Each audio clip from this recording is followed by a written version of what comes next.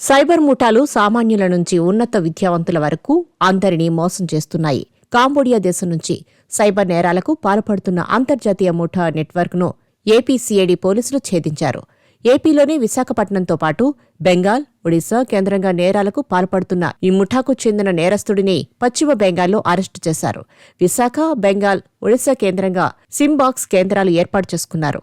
నేరస్తుల నుంచి 1400 సిమ్ కార్డులు స్వాధీనం చేసుకున్నారు. డైరెక్టర్ ఆఫ్ టెలికమ్యూనికేషన్ సహకారంతో ఈ ఆపరేషన్ నిర్వహించినట్లు సిఐడి అధికారులు తెలిపారు. కంబోడియాలో కాల్ సెంటర్లు ఏర్పాటు చేసిన నిందితులు విశాఖతో పాటు పశ్చిమ బెంగాల్, ఒడిశాలో సిమ్ బాక్స్ కేంద్రాలను అనుసంధానం చేసినట్లు గుర్తించారు. వీటి ద్వారా సైబర్ నేరాలకు పాల్పడుతున్నారు.